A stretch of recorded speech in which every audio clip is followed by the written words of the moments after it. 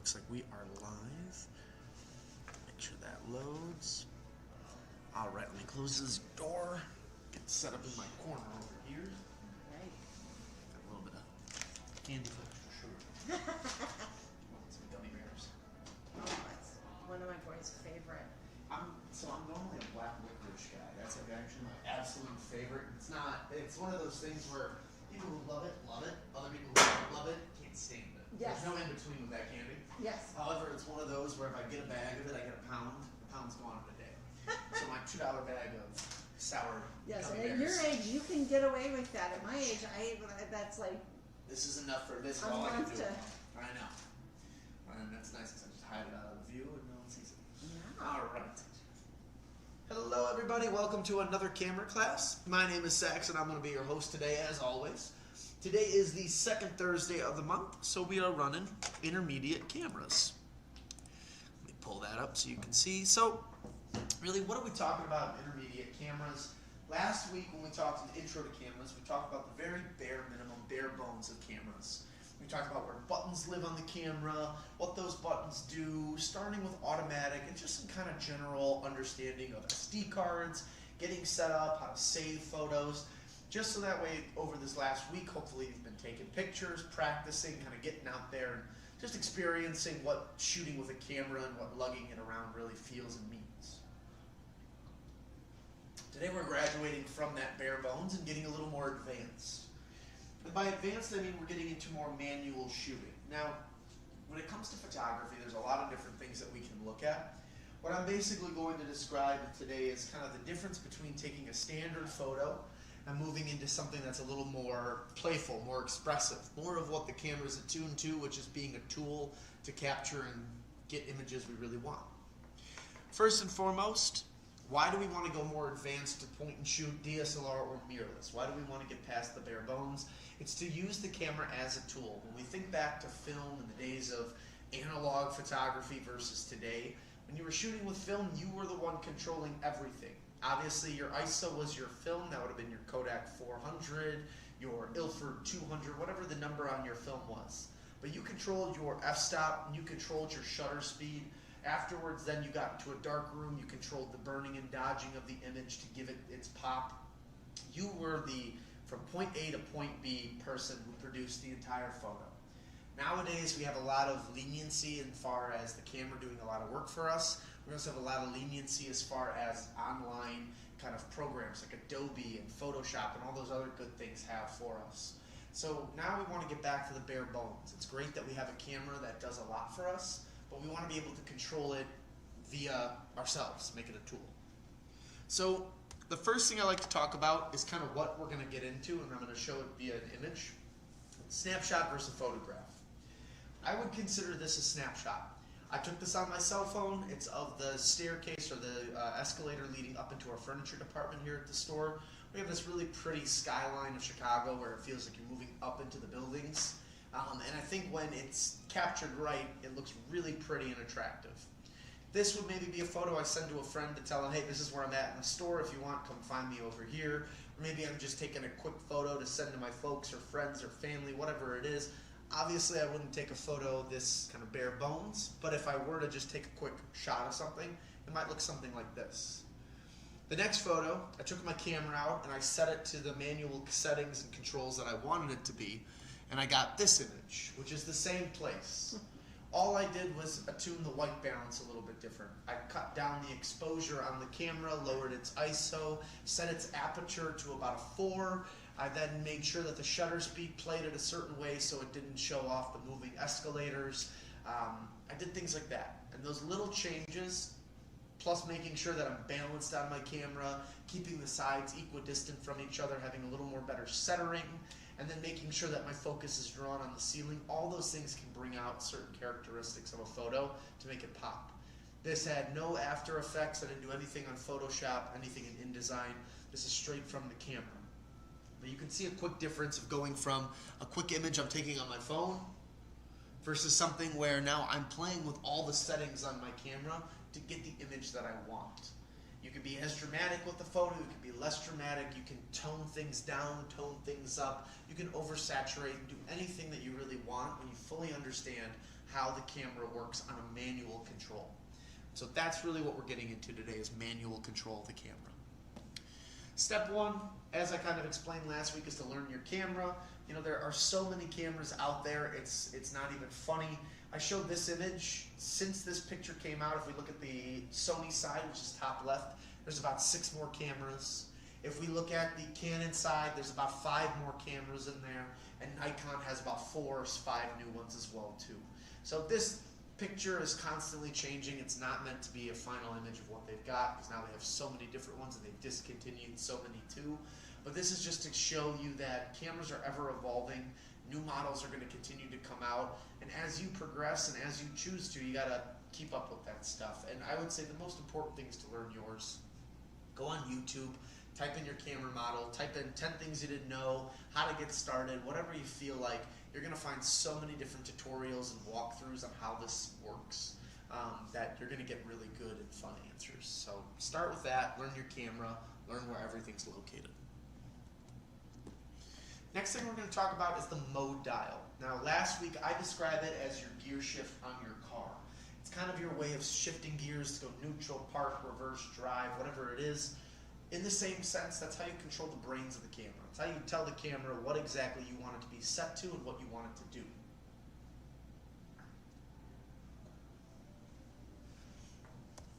When we break down the mode dial, the 2 that we started with last week, are automatic and program auto. Automatic is your bare bones. You don't do anything. The camera does all the work for you. Point, shoot, and you get a good photo, or you get something. Then from there, as you start to get better at it, you say that this is kind of just the very easiest mode that there is. I want to get a little more advanced. Program auto.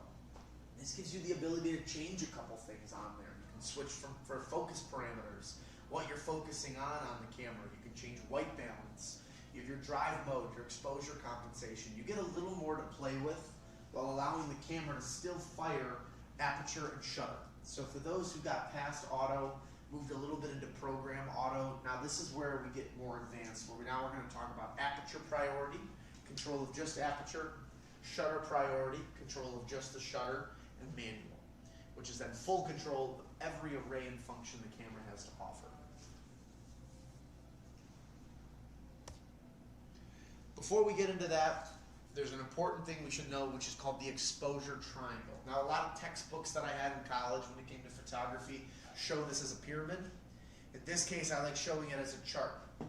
Reason being is that all of them can work separately. They can all work independently of each other, but they can also work together. And it's important to understand that when we do things like aperture or shutter priority, we're basically negating the others. So if I just do aperture priority, the 2 bottom, shutter and ISO, are gone. All we focus on is this aperture. If I'm just doing shutter, all we're focusing on is the shutter, and we're knocking out ISO and aperture. Now the nice thing with ISO is that we can always set it to automatic ISO. However, we can also keep it on a manual control, so we physically have to set it. Really comes down to you and what you feel like doing, and we'll talk a little bit about why I might do either one. So, to start, aperture priority. Aperture gets thrown around a lot. You'll also hear the term of f-stop. If you think about aperture in the sense of the human body, if you think of it about it as an eyeball. We have an iris on our eye. That's the little black circle on there. As we're sleeping and exposed to less light, our aperture or our iris gets super large. That's why when we flick the lights on real fast, it hurts. Or you throw the curtains over and it burns. It's because our eye is adjusted to being in pitch black darkness to let the most amount of light in so we can see in the dark. It's our natural body's response. As soon as we turn the light on, our iris is going to get smaller and smaller, or as soon as we're exposed to more light at a gradual basis, it's going to reduce its size. In the same sense of cameras, the wider our iris is, the smaller or more maximum our aperture is, the more light we're letting in. The bit larger that number, the smaller it physically gets. The other thing with aperture is that as we start to lower that number, or raise that number, if you will, we're going to call the lowest number the maximum f-stop. So you could say lower or raise, whatever is more comfortable for you in your lexicon. Well, as soon as we get to that lower number, and we raise our maximum f-stop, we're also blurring out the background and focusing in on the foreground. So at f1.4, all we see is our stick figure waving to us. At f22, we have this beautiful picture of the figure in front of the pyramids. So keep in mind that the larger that number is, the more of the background and the foreground we're going to see, but the less amount of light we're letting into the camera. The larger that number is, the more light we're letting in, but the more now we're able to focus only on just our subject matter and get a beautiful, clear photo on just them. So something like an f1.4 to f4 might be very appropriate if we're taking portrait photography and we're just trying to focus in on our subject matter. Whereas f5.6 to 22 might be more appropriate when we're getting into family portraits and we want to get, a beautiful background. You're on vacation, you're somewhere really cool and cute, and you want to have not only just them, but where they're at in the photo with you. That's where the adjustment comes in. And you might be asking, why do we want them to have like 16 and 11? Why not just have a couple numbers that then give us that clear indication? It's because we are always constantly changing and adjusting things based on the light. We might not have a lot of light, so we might not be able to do f22 reasonably. We might have to move down to f5.6. We'll still get some background in there, but we're letting in more light, which will help with the overall photo. But you could be in a beautiful, bright, sunny place. I mean, if you're in somewhere like Egypt with the pyramids, you probably have a lot of light beaming down on you. You might be able to get away with that small iris of f22. And in any case, we don't need any of that. We just care about the subject matter. Well, then we can blur it all out, go down to whatever it is, f1.2, f1.4, even f2.8 does a really great job of blurring things out. So last week when we talked about lenses and we ended that class, I mentioned that with telephoto lenses, the lowest you can go is 2.8. So to kind of put that into picture or retrospect, this is where about in the bottom left corner where you're looking at the f2.8. It still blurs out the background pretty good. You'll get a glimpse of it. However, the main idea of that is that you'll get your subject in focus and the background to be gone.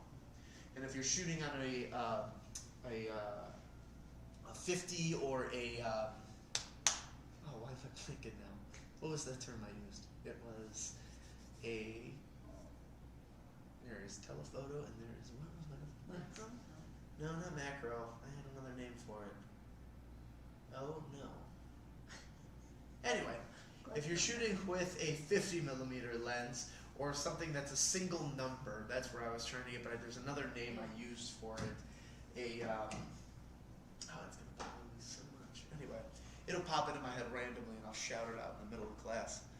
Just remember exactly. Anyway, if you're shooting with a 50 millimeter or a single number lens, one that doesn't zoom, typically if you're getting something that is one of the better quality ones, you're looking at something that has a f1.4, f1.2 depending on it. Again, it just kind of is depends on what type of lens that you're getting. Now to put some of that into retrospect, let's look at some images. Here we have two pictures. We have the dog and the squirrel. If we look at the dogs on the left side of the screen, we can clearly see that the dog's nose is in complete focus. We can see the bumps, the grooves, we can see the whiskers on the nose, even a little bit of water or snot coming down from that guy. And then we have a dog in the background. Now we can tell it's a dog in the background. We can tell that the dog has a pink collar. However, when we look at the dog in the background, we can't necessarily see exactly where its eyes or focus are. So it could be looking at us, it could be looking behind us and whoever's there. But that's the point of the background being blurred. So if we then go back to our chart, keeping that image in perspective, we're probably looking at something that's close to an f5.6 to an f8. I almost would lean more on the side of f8, where you can make out that's a pyramid, but you can't necessarily get the finer details of the pyramid. Might be even a little lower than that, somewhere in between 5.6 and f8, but I would roughly say we're probably looking at something around there. Now if we look at the squirrel, we can see the squirrel's in perfect focus. We can see that it has something in its mouth, a nut of some sort. We can tell that it's on some sort of branch because we can see the cracks in the wood. However, we know just from little pieces of information that's foliage, but we don't necessarily know what exactly is there. So we know it's green, we know it's grass or tree or something. but we don't have clear indication of what exactly it is. It's probably in an evergreen tree just from that little bit that's right there, but who knows? This also could be a staged image, that could be just a picture in the back. It could be Kermit the Frog for all we know with all the green back there, but we don't have that information. So keeping that image in mind, now we're probably closer to the f1.4 or the f2, where our background is blurred out to almost a degree where it's undistinguishable what's behind it. So that's the type of thing that we're getting as far as blurring out the background when it comes to setting that aperture.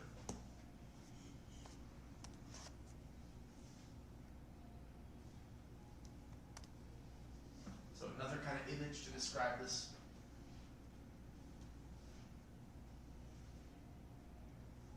With this image too, you can see how much deeper it is on the left side, but you can see how much darker the dog is on that side. Now when you go more shallow, when you lose some of that background, look at how much clearer the dog's fur is. So again, that's the difference between it. When you're setting up your camera, you're getting ready to take your picture, not only will aperture dictate depth of field, but it also dictates how much light is coming into that camera.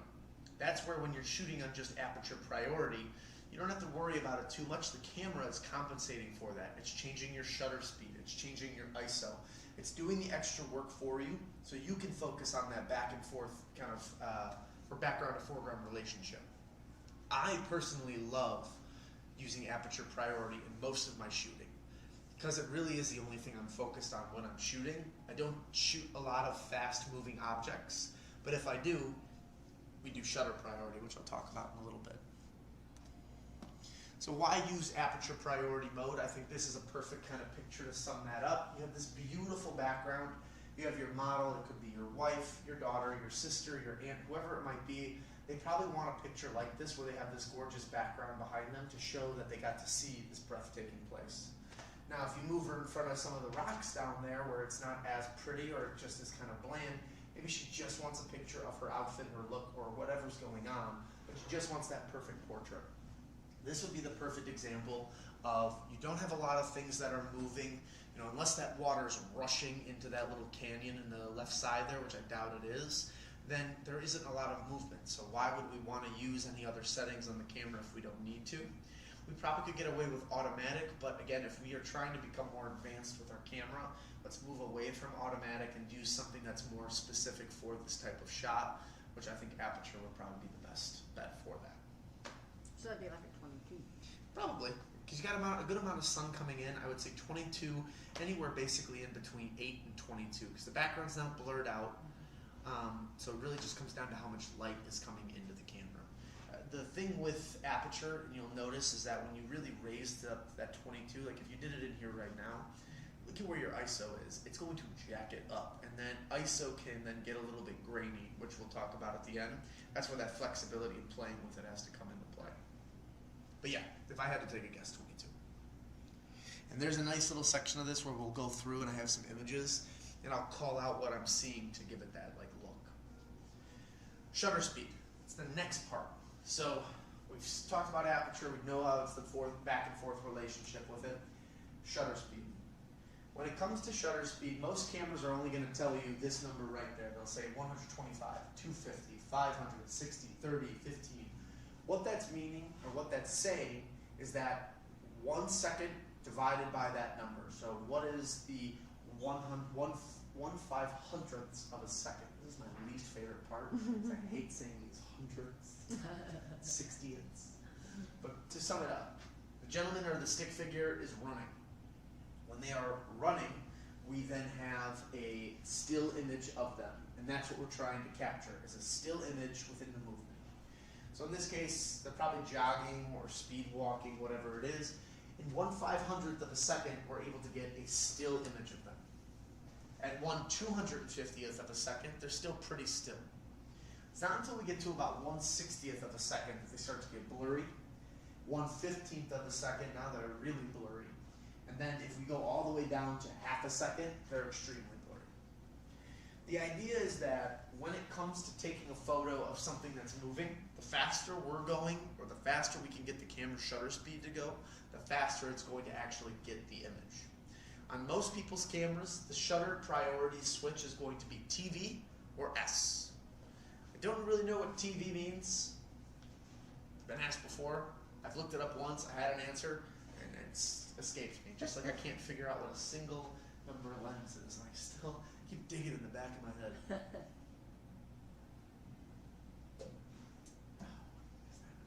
It's gonna drive me nuts. I'm gonna look at the video when we're done. Anyway, this is the chart to kind of understand that. Now, it doesn't really do you any good to have this. It really comes down to practice with this, because I can tell you till I'm blue in the face, what you should be trying to get, but I have a couple little extra slides in here to help sum this all up. So, to freeze action, sports, movement, if you've got even just somebody who's running, could be an animal, 1 in 1,000th or faster is typically better.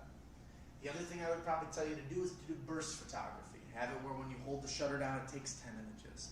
Reason being is that 1 out of 10 images are probably going to be perfect. 9 are going to have some sort of blur or motion to them. When you look at the people who are taking photos of Olympic sports or the World Cup or the World Series or the Super Bowl, with those big cameras they're taking 300 photos in 1 second, going through each individual photo to get the perfect one to put in the newspaper. It's insane the amount of work that they're doing. So when you see these professional photographers capturing world-class athletes at their peak, the way to think about it is that it's not just the fact they're taking 1 quick image at 1,000th of a second, they're taking hundreds of images at 1,000th of a second. So to freeze action in the short term of things, try to aim for 1 in 1,000th of a second or faster. Turn your camera up to that. Honestly, just find anything. Take pictures of a car moving in front of your house or down the block from you on the highway, and you'll see where you need to keep turning it up in order to capture that speed. That's the best practice I could recommend. If you've got kids in sports, or if you have access to bringing a camera to stadiums, which not a lot of people do anymore because they don't like that, then try it, practice it there. But for most layman people who don't have any of those access, or maybe don't have people involved in those types of things, I always recommend going by the highway and just trying to sit on a bridge with the camera, take pictures of the cars as they go by, practice the speed, and that'll help a lot with learning how freezing action works. Try it with burst photography, try it without burst photography, but again, familiarize yourself with it in order to understand how speed works. The other thing that burst photography can do is that it'll give a sense of motion. And this kind of comes down to blur is what I want to talk about here. A lot of people, when they see blur, they get upset. Blur isn't always a bad thing. A lot of the times we capture exactly what we need. I'm a darter. I throw darts. That's my big thing. In Chicago, I'm part of the league. When I go out with my camera, I'm part of the board for that league, and I take photos of people throwing darts. When they're throwing darts, a hand goes across, and they're throwing in this motion. Most of the time, the photo I get, the hand's blurry, the dart's blurry as it leaves their hand, but they're perfectly still in motion. Same thing about this bird. When you're looking at this hummingbird, it's catching a bug. That's really what's in its mouth right there, if I had to take a guess.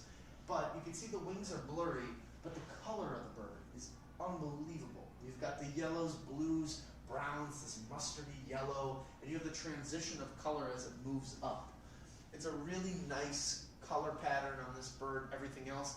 The blur on the wings is very minimal. So it gives that sense of motion that this bird's alive, it's moving, it's doing something. Even though that we have blur in there, we have the beautiful coloration of the bird and everything else. So keep in mind that a blurry photo isn't always bad. It can give a sense of motion, especially when it's done right. The other thing we can get is long exposures, where blur is still a part of it, but it's very minimal. This is a long exposure photo. What a long exposure photo is it's something that's done for a longer period of time. That's not just as simple as a 1 in 500th of a second or 1 in 250th of a second. This might be a 6-second photo, but the way that this is captured in such a beautiful and turned out in a great way is that it either is using a tripod or it's being put on a set of rocks or something to keep it steady. That's the key with long exposure. You cannot move the camera, otherwise you will get blur. The reason you could see where the long exposure comes from is look at how saturated all the greens are. You can see the difference between the yellow foliage and the more slightly green or forest green colors as it moves into the moss, which distinguishes itself from the rocks very beautifully. You also have dead foliage, the brownage that's coming through in certain areas that pops. But my favorite part is the water and how it's coming down from the rocks and how it flows. The rocks are perfect. You can see every little bit of the rocks with a slight blur, and that's because of the water pattern. There are certain areas where the water is falling continuously in the same spots, but like anything, if you're at a water park or you're at the pool with your kids, as you splash, as you move around, water moves in unpredictable ways, and that's where you get this kind of white fog that radiates off certain areas. That's the unpredictability of the water, where it's moving in directions that aren't necessarily constant with the flow. But when you put all of that together in this long exposure, you get a very moody, dramatic photo that just looks really nice. So with shutter priority, or just shutter in general as we're playing with it, we can capture things that are moving, or we can capture things that are almost completely still with slight movement and still get a beautiful effect if we move it or set it in the correct direction. Another thing to keep in mind when using shutter is that when we're shooting pictures, the faster we have that shutter going, the darker our images come out. The slower we have the shutter going, the nicer or brighter our photos come out. Keep that in mind with movement though. If something's moving quickly, we don't really have the opportunity to set that at a slow speed. We have to set it at a fast speed. If we're in shutter priority, our camera is going to adjust the aperture. The aperture then will let more light in or less light in. If we're using manual photography, well, then this is where we need to think. Well, if I'm shooting at 1/2000th of a second, that's going to make my image darker. I probably should open my aperture up a little bit more, maybe have it down to an f4, f2.8 to really let a good amount of light in. Now I'm going to lose that blur I have on the background. That's where it really comes into play on how we can manually control our camera and how these two things communicate with each other. However, if we're just using shutter priority, keep in mind the camera's going to do its best to adjust aperture to make sure that we're getting an appropriate photo. That's a big part of this. Faster we go, darker it gets, slower we go, the brighter it gets. The more we have moving motion though, faster freezes the motion, slower blurs the motion.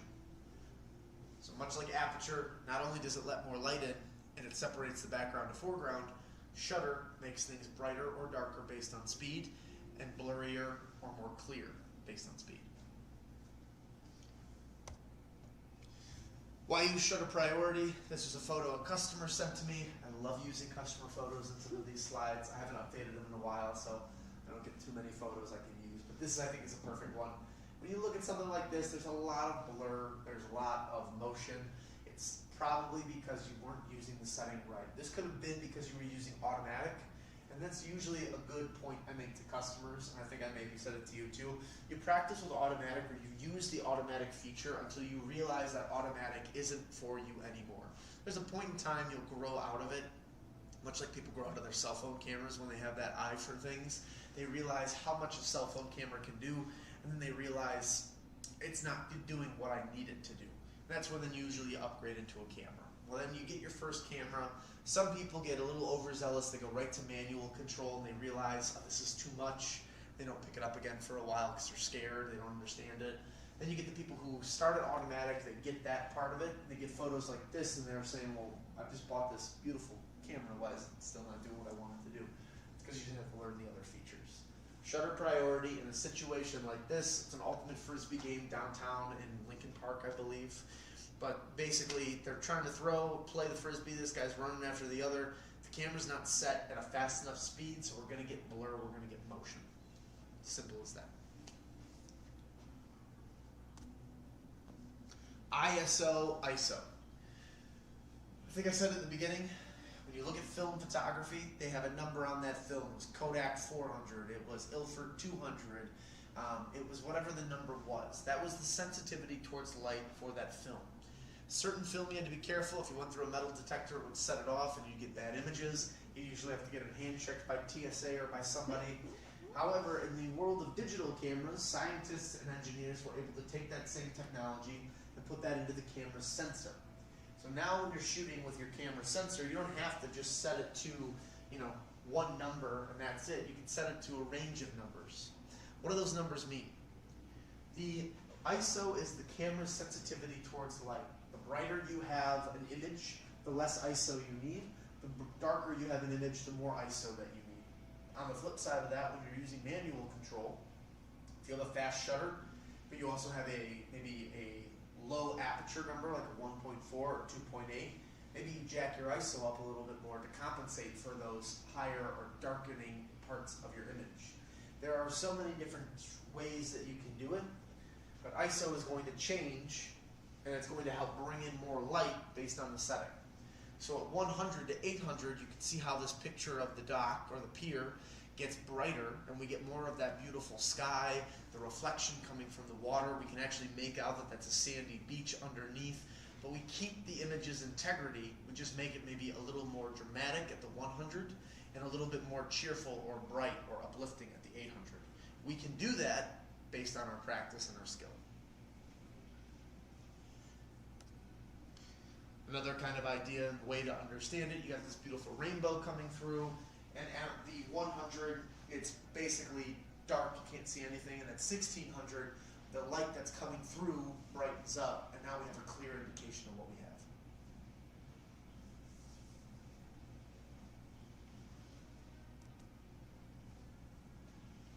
When it comes to ISO though, ISO and noise are two things that go hand in hand. Noise is what happens when you have a very bright image, but you turn the ISO up to too high of a number. What's going to happen is it's going to get granular, grainy. I like to think about it as like static on a TV. You're going to get something where the image doesn't come out right, the color doesn't blend right, it kind of looks fuzzy and peachy in a lot of areas. It's not right. In most situations, if you're using a camera, you can use certain settings on there, which we'll talk about in a second, to help avoid this. But if you're using manual control, it's important that you adjust and readjust your ISO based on what you're seeing. Most of the time nowadays, ISO like this doesn't happen because your digital camera, your mirrorless technology, really will prevent you from doing this. It'll just look very bright or washed out. It'll give you a clear indication that the image won't work on the screen or the viewfinder. Back in the DSLR days, you take a photo and then this would kind of pop up. So again, think back to the way it was, what it is now. When you're shooting on mirrorless, you'll get a pretty clear indication that ISO won't work, and you'll either change the ISO, change the shutter, change the aperture, but most of the time it's the ISO that you're changing. Auto ISO is my personal recommendation. I do think people should use it. I get photographers that'll argue with me on this one, but keep your camera on auto ISO if you have it available. If there's certain numbers you don't want to get to, because some of these cameras go up to 204,000 ISO, you can set it to be that way. You don't necessarily have to keep it at whatever the number is on it. It is your camera and you are your photographer, so you can do whatever you want with it. I do recommend auto ISO for one big reason. I had a mother years ago who came in, needed help with her camera, and she was asking for help when it came to taking prom photos. She had two different spots that she was taking her son to and his date for photos. One was going to be in-house, and they had canned recessed lighting, much like we have in here. And they had a beautiful fireplace and mantle they were going to take photos in front of. The other location was at a golf course. There was a waterfall, and they were going to take pictures there as well too. She was asked about lighting settings and all this, and that's where I recommended auto ISO. Rather than having to go through, take sample images and figure out what your ISO needs to be in order to get the best picture, keep it at auto. Let the camera dictate based on how much light it has what you need your shot to be. I would then set aperture and shutter depending on what I have. If I've got no movement within the movement of the people, then I would keep that at a minimum and just play with aperture priority, keep it on auto ISO. That would have been my recommendation. For a lot of people, I do recommend auto ISO. Now, if you're a studio photographer, you're shooting in extreme light situations that you don't necessarily need to play with it that much, then keep it at 800, 1600, 400, whatever number works best for you on your shooting. and that'll be totally fine too. But in my experience and practice, I think auto ISO is great to have on a camera, and I don't think that it hurts to leave it on. You can kind of adjust and play with it all the way you want. I have a friend of mine who shoots, and all of his photos have this kind of nostalgic film kind of look. So when he's shooting, he keeps it at a 800 level or a 400 level to mimic that of film with all his other settings that he has turned on. I have other people that want super crisp, highly detailed images. They'll keep it at 800 or 1600 continuously. Again, everybody's a little different on how they want it to look, but I like auto ISO a lot. So to review,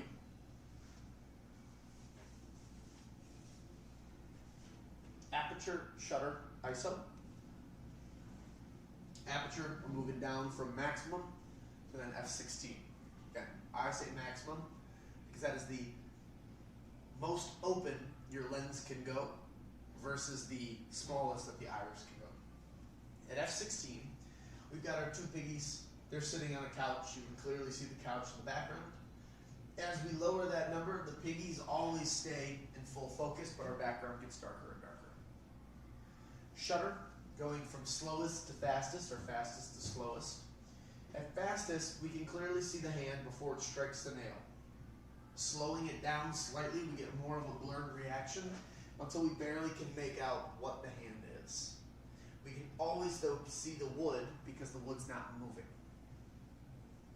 Going from ISO, biggest number to smallest number, or smallest number to biggest number. From ISO 100, we can clearly see the penny and the black wood. The difference in color is there, the texture is there of the wood and the penny, but as we start to lower that or raise that number and let more light saturate the camera, it gets noisier and noisier.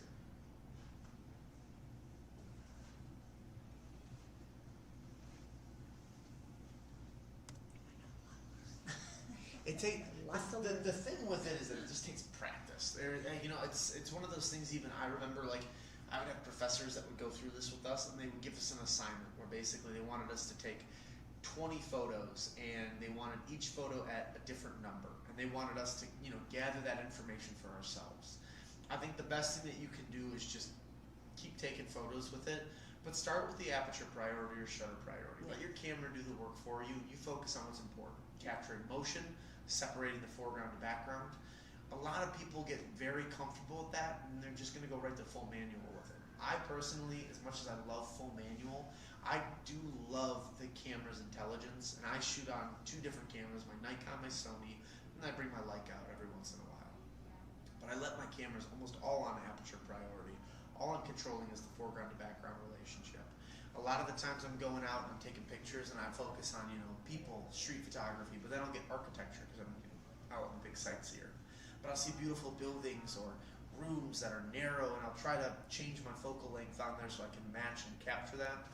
But the only reason I can do what I can do and I understand it is because I've taken thousands and thousands and thousands of photos, and I took the time to set up a still life on my dining room table when I was in college and just play with the numbers and stuff. And that's all it is. All it is practice. Okay. So it might be a lot to learn at first, but if you can just go home and practice those things, even for an hour a day, you take the next week, especially with the holidays coming up, and any slow time you get, take an hour, set the Christmas decorations up, practice taking pictures of the lights. Yeah. Those are one of my personal favorites because lighting is everything. Without lights, we can't take photos, so I think that's an easy way to do it. Exposure. So this is a good one. I love playing with my exposure on my cameras. Exposure compensation does not affect your ISO. What it does is it takes the photo and makes it brighter or darker based on the exposure meter. All that's doing is making it brighter or darker based on the plus or minus we get. So in the case of going down a stop, we're going to get darker. In the case of going up a stop, we're going to get brighter. If you find the exposure meter button on your camera, usually you press that down, you can move the dial. Some cameras will just have a dial immediately there for you. Other cameras will make it where you hold down one button and then you can start changing it. I think yours is in the actual menu of it, so if we have it turned on.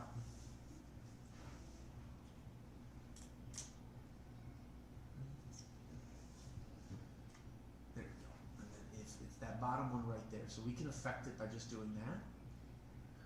And you can see how it gets darker as we go minus and brighter as we go plus. A lot of the times there'll be a button somewhere and that's all we need to press. But for your case, that's controlling your shutter. Is it this one? That's controlling your ISO. Probably can change that in a second, or we can set that to be. Because if you have auto ISO on, which you do in the bottom I do, and corner, I'm going to keep auto ISO. So Yeah. it's for me. It's just you're still doing the class. I don't you're want to fine. stop. No, you're good. I just want to see, like, you can show me for like just to make sure that I know for like the Yeah. TV, to make sure that I'm like doing the right. So it's this dial right there. So you just had it on there already. Okay. It's this dial in the front.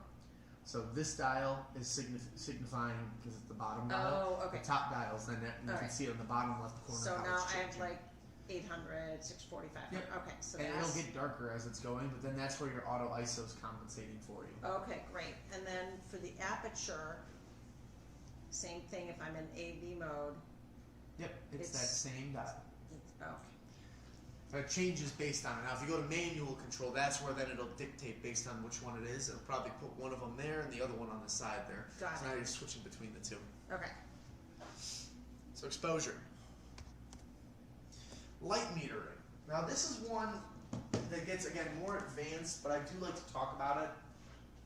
If we think about light as a painting subject, so that was what I studied in college, was painting. Painting to me has a very particular movement with it because you're controlling where your source of light is coming from, much like you could do in studio photography. But it's one of those things that for most people, because they're doing street photography or everyday life photography, they're not bringing big lights with them to set up and then take photos of things. They just have whatever lights available. Our camera can adjust for that type of light. So in our settings, we can find light metering, and we should have different things we can choose from. For Canon, for example, you have evaluative, which is the same thing as multi, which is basically the camera doing the work for you. It finds light, and then what it'll do is it'll evaluate and then distribute light throughout the photo in an appropriate fashion. It then has center weighted, average, there's a bunch of different names for it. All that does is take light, and whatever's radiating towards the center, it takes that light and balances all the way throughout. So whatever the middle of your camera is, or the center, it'll then take whatever light it reads and balance it out based on that. Spotlighting, which will only balance from one spot of the photo, so if that spot is darker or a little less lit, I should say. I like Lytton. Sometimes I was trying to plural things, then I remember, no. Funner is still one of my favorite ones. You'll see spot on almost every brand. Now, in other ones, you'll have Sony and Canon. They have partial or entire screen. Partial, again, is a very similar form to evaluative, except instead it's taking part of that light and making it where it's kind of half and half or scattered throughout. Entire screen average is Sony. You're pointing the light at something, or you're pointing your camera at something, it'll evaluate and take whatever the entire average of that light is on the spectrum it's playing with. But you'll see different ones in different charts. There's also Pentax, Lumex, Fujifilm. Again, they all have similar lighting situations. It's just everybody does it in a little bit differently. Multi looks at lights from different points of the sensor. Center looks at light from the middle, radiating from it. Spot only from the certain spot, center portion of the sensor. White balance. I talked about it earlier. It's something I changed in there. The way you can look at white balance is basically the lighting of your environment. When we look at camera, or when we look at things, white is a constant in almost every photo you look at. In next week, when we look at advanced photography, we're going to look at a histogram. And a histogram measures your light spots, your dark spots, and your midtones. White is present throughout that whole thing, and that's what it's balancing, really, is where is your high tones, your midtones, sorry, your light tones, where are your dark tones of an image, and what's the middle ground of that. White balance comes through, and it basically follows the image, and will change things on a spectrum of warm to cool. 8,000 Kelvin is going to be your coolest. That's where you get your very blue or your very white. On the flip side of that, 2,000, 3,000 Kelvin is your warmer tones. It's the more red to orange tones. You can look at it with Christmas lights. I think this is one of the easiest ways. You'll see those very stark white Christmas lights that almost look bluish on the eyes. That's going to be more of your iridescent Kelvin. So fluorescent. From there, though, you're going to see warmer, more orangey tones. And that's going to be your more incandescent lights. So depending on what spectrum you are with even your own lighting that you're in, you can adjust your white balance to be better for that. Now, keeping it on auto is always a simple fail-safe to do, but switching it in between things like cloudy, incandescent, shade, fluorescent, most of your cameras have presets on there where you can change that. Others will have a spectrum where you can then bring back and forth a little dial, and there's others that have customizable features on there too, so that way you can really bring in fun, different tones to play with. There's a whole different tons of things that you can do with it that really make it unique for yourself. Definitely would recommend give it a read, take a look at it, but there's different things that you can do. Now, full manual, again, is control over both aperture and shutter priority in the entire camera settings.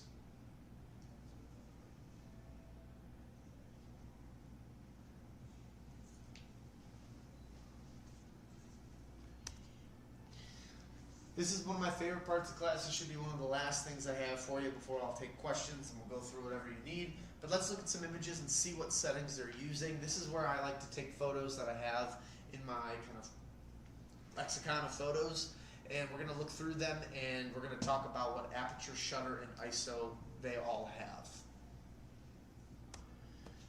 Now, the thing I always say is that these are speculative. I don't have any of these written down, nor do I study them perfectly. But it's one of those things that just looking at the environment and the setting, we should be able to dictate based on what we're seeing, what we're getting. So in this case, we have a dark image, a darker image. It's nighttime photography for sure. This is a bridge. This looks like it's somewhere in Germany based on some writing that I have on the wall there. However, that part really doesn't matter. What does matter is what we see. So dark sky, we're probably going to say ISO is going to be a little bit higher. And the only reason I say that too, not only because it's dark, but if you look at the lights, look at how washed out and bright they look. A lot of light is coming into this camera. So I would probably put this at about 16 to 3200 at the maximum. It doesn't need to be that high. With that being said though, we then also have a certain foreground to background separation. If the buildings are the background and these kind of metal rods or pipes or beaming, if you will, is the foreground, that's pretty close to us, but the background is not blurred out all the way. So the ISO is going to be high to make up for the aperture having both the foreground and the background in it. F18, maybe F22, maybe, given that this part of the background, the center, is blurred out a little bit, I'd go a little bit lower. So that's where my mind maybe is at an F16 to 14. As far as shutter is concerned, nothing's moving in this image. Nothing below is moving. There's a parked car right over there. So I probably would put the f-stop somewhere around, shutter around a 1/60th of a second. Looking at the bricking and how detailed all that is, I can't imagine that it's anything too high because we do have a good amount of information just from that. Here we have an image of cherry blossoms. We've got trees. We have bright light coming into the photo. So overall, I probably would put this at ISO 400, maybe 100, just based on how much light is coming in.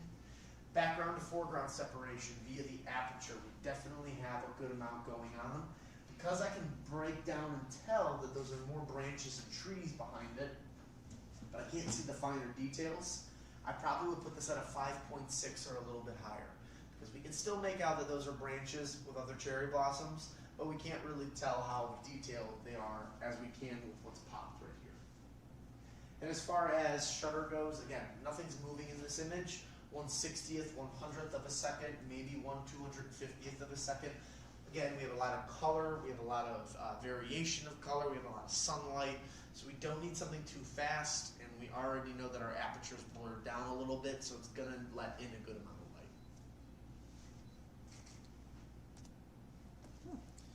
Here we have our firemen, so one's behind the other. Unless they're moving, shutter is probably really low. I would say 1/60th, maybe 1/250th, because it is a little bit darker, so we want to let more light in.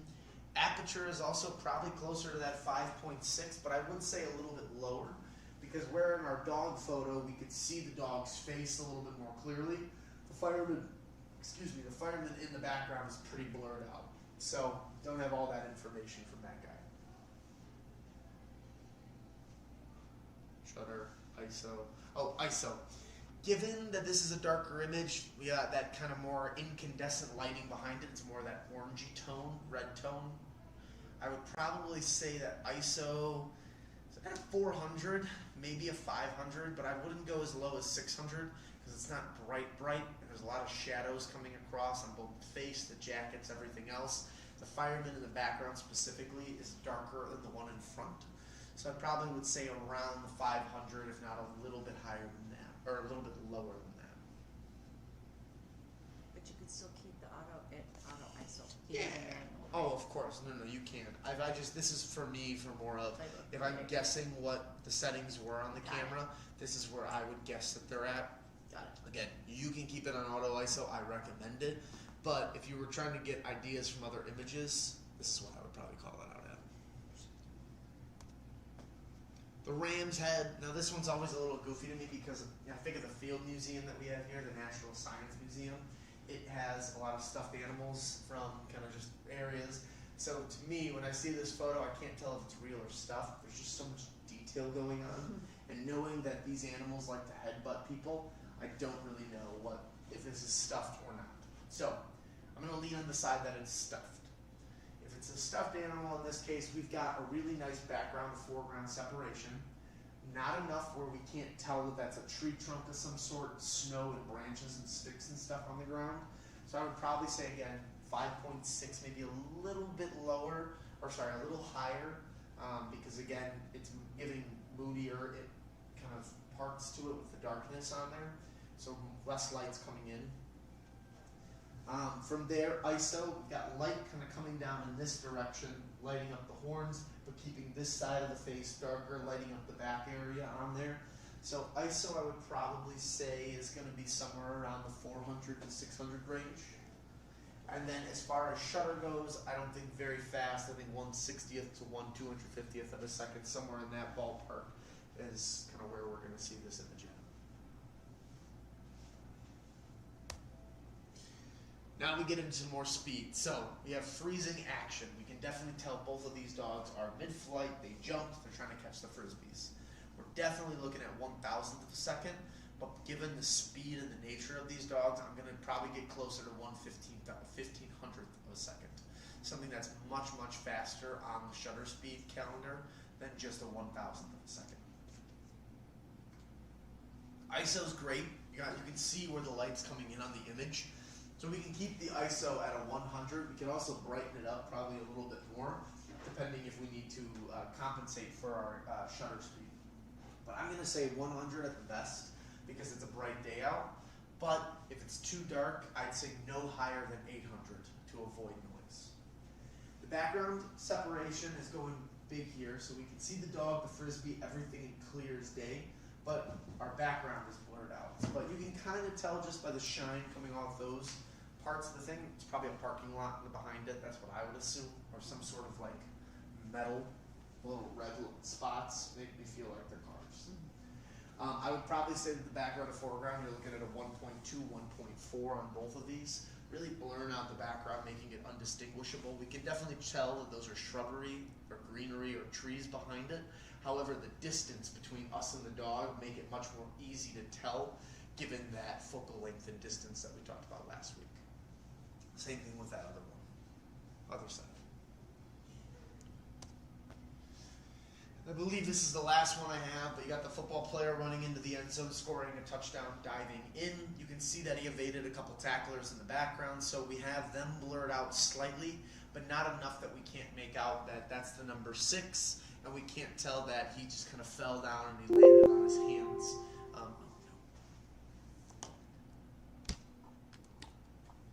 This always happens, or sometimes this thing doesn't read.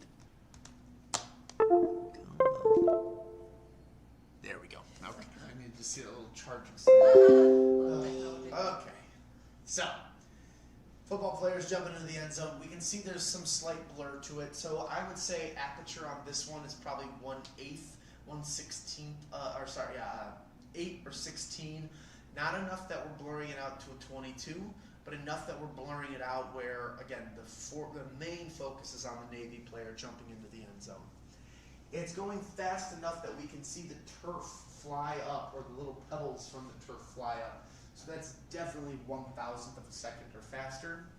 And given how bright the sun is and how we can see the intense shadows underneath the football players, ISO's at easily 100, possibly all the way up to 800 at the best, just again to compensate for the speed at which this guy's coming in.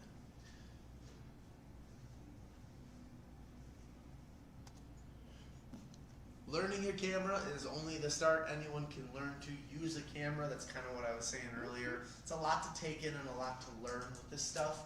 However, keep in mind that I can say this all multiple times, and I get people all the time who come in to take my class once, then they'll come back in 9 months later, and they're like, I haven't touched it in 9 months. I'm like, all right, we'll talk about the basics again. It's great to get refreshers on it. It's great to learn. However, practice. Take it with you. The holidays are coming up. I mentioned it for Thanksgiving. Bring your camera out with you, take it with you if you got family coming into town, or you're going out to see family. And if I leave on January 6th or 7th to go to Vegas for a conference for work, and I'm bringing my camera with me just to take photos and to do all that stuff. Anytime I go, I try to bring my camera with me everywhere I go, because at the end of the day, you should be bringing it everywhere, just to practice, to learn. My best accessories you can do are obviously practice. This is now getting away from buying material stuff, right? Practice with your camera. Take it out. Like I said, if you want to work on speed, take pictures of cars. If you want to work on still life, put stuff in your dining room table, put different lights in different positions, light it up from different areas, and practice using things like ISO or aperture and how that changes and plays. If you can, take more classes. There are so many different resources. Remember when COVID was going on, Masterclass was a whole website you could sign up and do. Some people run YouTube classes for free. Check your local community colleges. They a lot of the times have non-accredited classes you can take where you pay a small fee and you get professional teachers training you with people who actually want to learn. YouTube is great, still my #1 accessory. Workshops are really cool. I had this gentleman who paid a lot of money actually for a workshop in Arizona where this guy who specialized in cacti photos had a whole class. All he had to do was have a hotel somewhere. He then would drive out to this spot. This guy would have brought camera gear, all this stuff, and 20 people individually got lessons from him on how to take the most perfect photos in the desert. And the photos he showed me were incredible, unlike any photos I've seen before when it comes to that kind of stuff. So workshops are great. And again, travel. You leave, you go do something, bring your flipping camera with you. Just bring it. It doesn't matter. Put a light lens on there. You don't have to bring all the gear with you. Bring one lens in the body. You won't regret it, and you'll definitely use it at least once.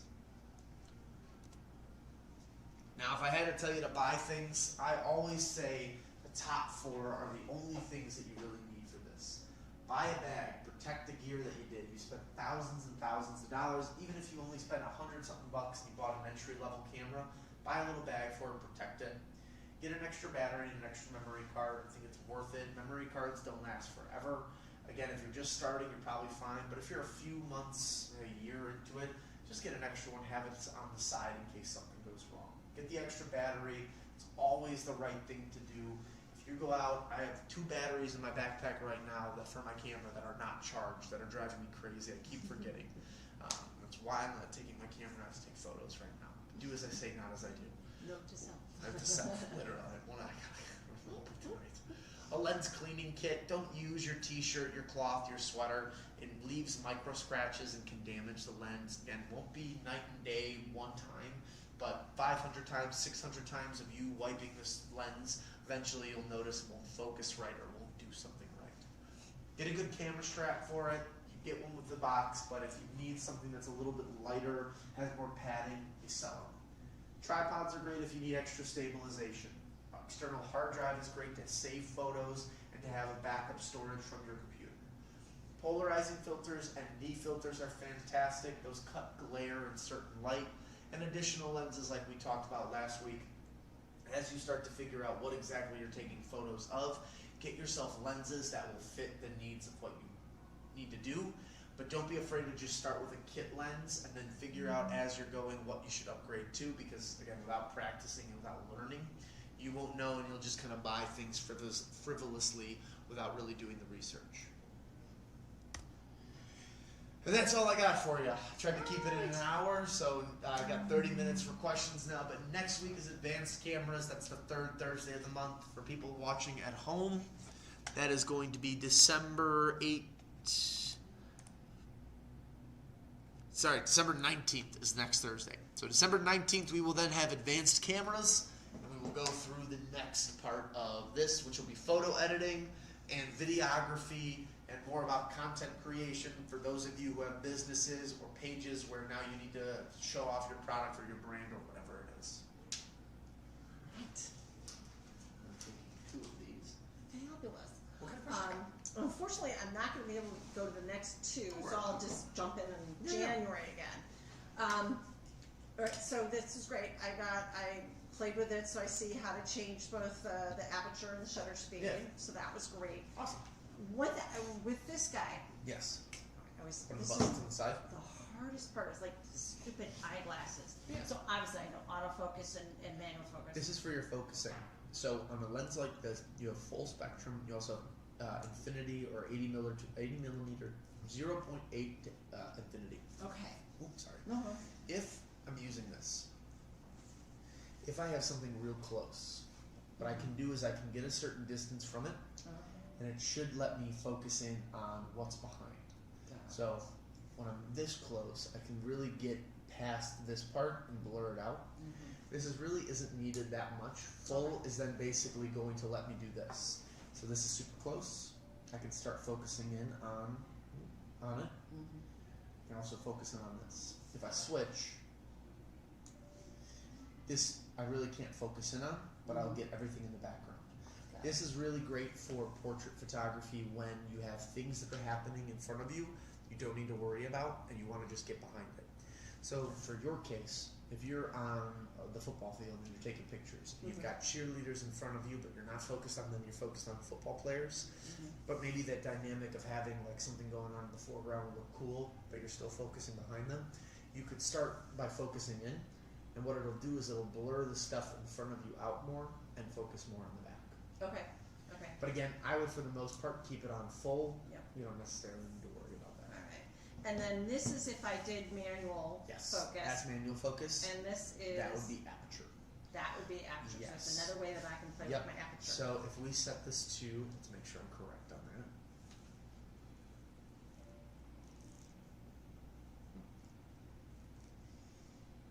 Could be wrong. Should be. Well, which mode am I in right now? Right now I put you back into aperture. Okay. Look at him flashing on. I don't know him.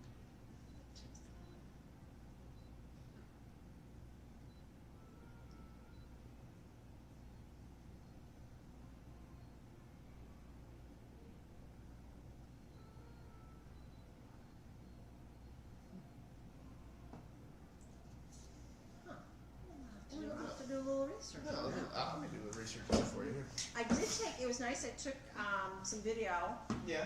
It worked out really nicely. Okay. Of my son and his matches. So I'm just gonna AV and TV are gonna be the only two that I'm gonna kind of play with these next few days, and then when I want to just take a lot of pictures of the family, I'll go back. I'll do the AV, and then TV is what I'll do for the Sports wrestling movement, matches. I think those would be great. Yeah, and I'll keep I'm definitely gonna keep the ISOs. I mean, that's just. Canon RF lens. It's just, yeah, it's just like.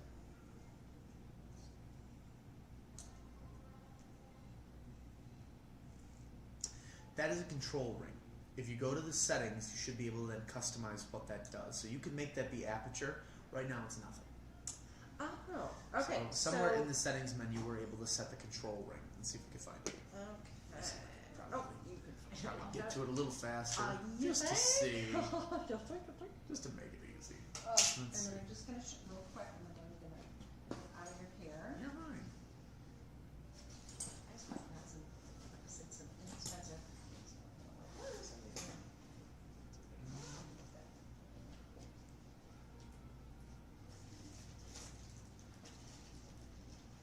Just went online, I just went on Amazon and I got some filters, but I honestly don't even remember what these are.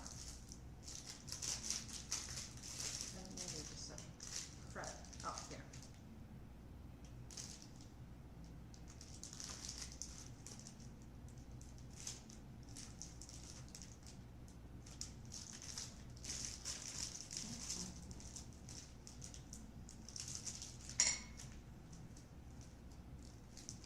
I don't know. Let's see. Rates, not your release. Hold on.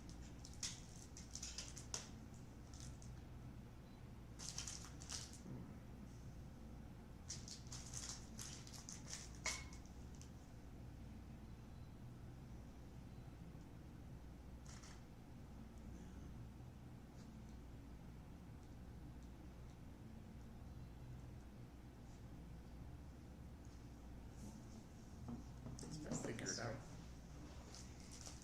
So, here, with these, this is your standard UV. It's Okay. completely clear. This is the one I probably would put on and keep on all your lenses because that's Okay. going to just be your simple protection. Good. There was one mom I had the hockey photos where she dropped her lens. She came in tears. She thought she shattered the whole interior.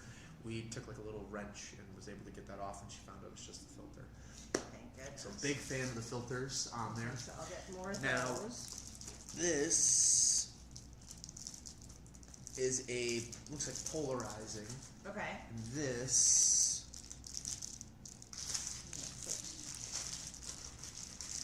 yes, this is your circular polarizing. Okay. This is ND. Okay. Now, this isn't a variable ND. So really all this is saying on here is that it's an ND number 4. You can get a variable neutral Mhm. density, which has a little ring to it. As you move it, it gets darker or lighter. Oh, neat. That just helps with overall sunlight, glare, everything else. Okay. Whereas circular polarizing helps cut through when you've got water, metal, snow, and it's super bright, untouched. You get that fresh powder. Got it. This is where this cuts through and it gets rid of that really intense glare. I forget, can you put like a lens on top? Like I put Typically, yes. Okay. Typically, and yeah, you can see there's grooves on Grooves in here, there, okay. so you can put that on top. the. That made me start putting like label maker on everything. I saw the jobs and I was It was like, like, well, how to set control ring.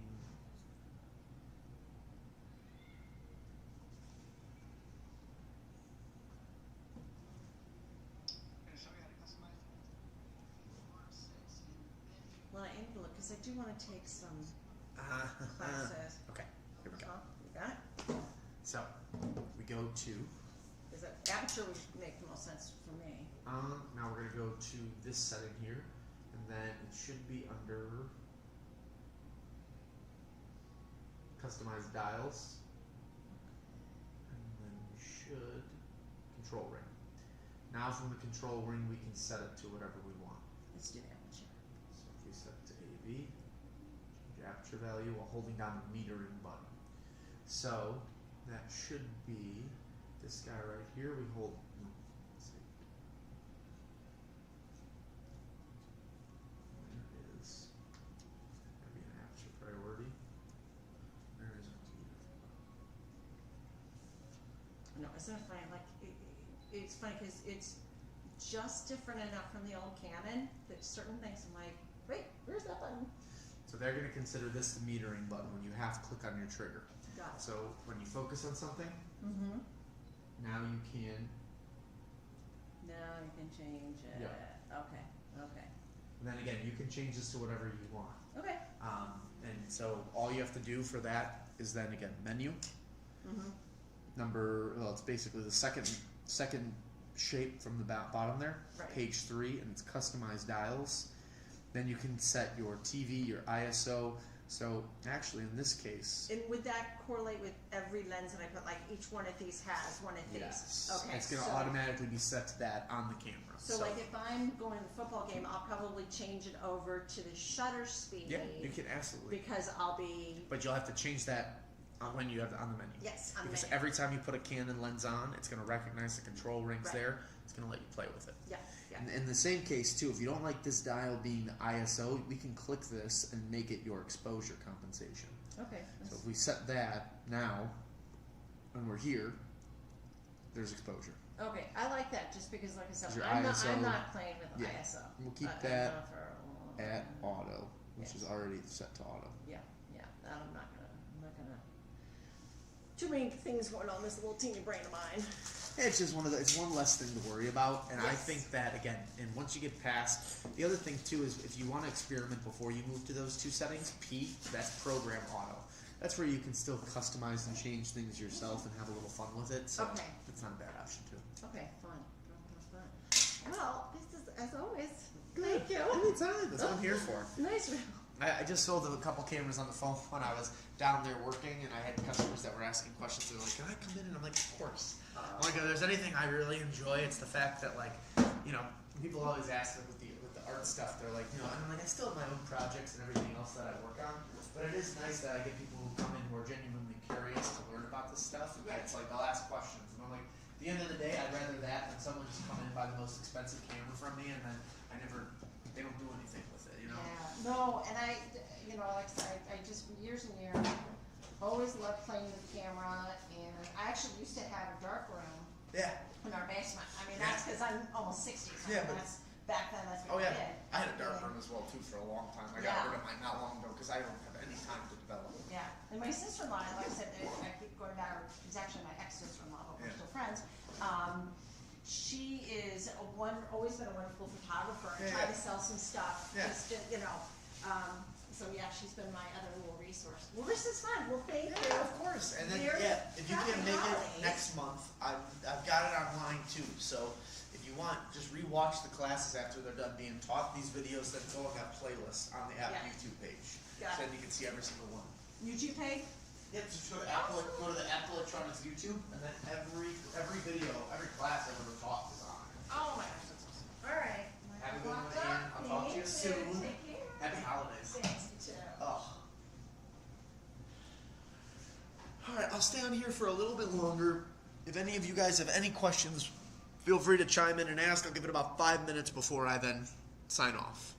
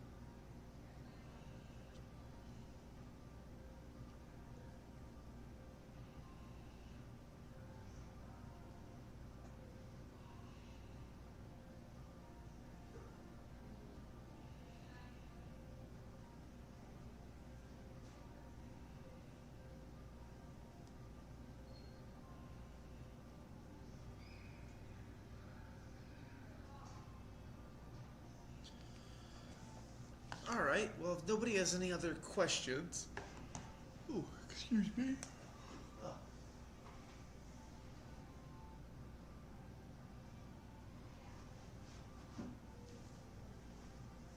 Alright, well, if nobody has any other questions, I think I'm going to sign off here. Thanks, everybody, for joining. As always, my name is Saxon, your camera host. I will be here next Thursday to talk about advanced cameras. We're going to get into photo editing, talk a little bit about tips for taking photos, and then we'll get into more of the creation of content, anything like that that you might need. So, as always, my name is Saxon. I'm your camera host. You can reach me at the email and the phone number I provided before. And as always, keep taking photos, keep shooting, and I will see everybody next week for advanced